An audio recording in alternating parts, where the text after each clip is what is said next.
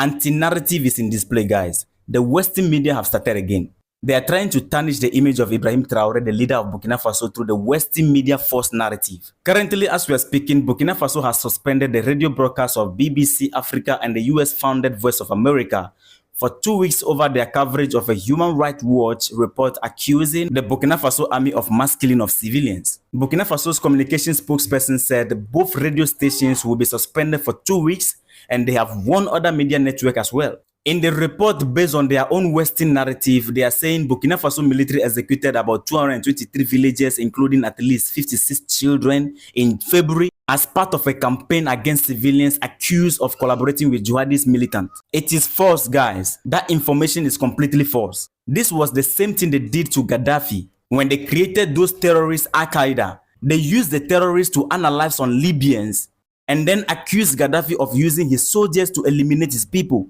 After that, they came out hypocritically like they are not behind what happened. So they interviewed Gaddafi. Gaddafi told them, listen, those guys are not my people. Those guys in the video are terrorist group Al-Qaeda. They are Al-Qaeda. They are not my people. Watch the video. If you say they do love you, then why are they capturing Benghazi and they say they're against you there? Why are they in Zawiya? It is a guide. It is guide, not my people. It is guide. Guide, yes. You see, listen, they have started the same thing in Burkina Faso.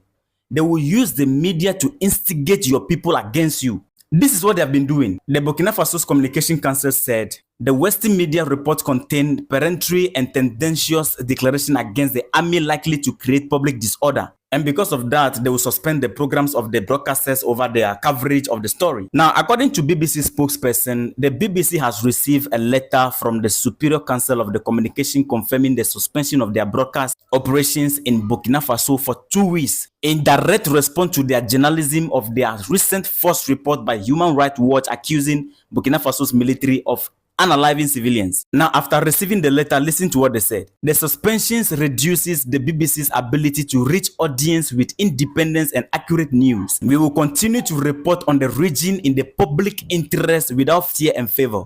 You see, they have always behaved this way, like they care for the people more than the government. Through this same strategy of false narrative, Ghanaians revolted against Kwame Nkrumah.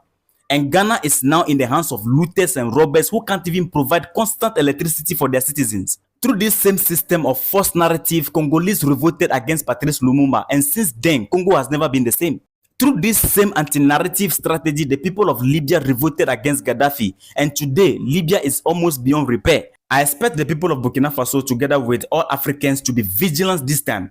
This guy have started the anti-narrative to mislead the public against their freedom fighters. If you go to their platform and check what is happening in the Middle East, they tell you Israel is unaliving terrorists. Meanwhile, Israel is actually unaliving civilians.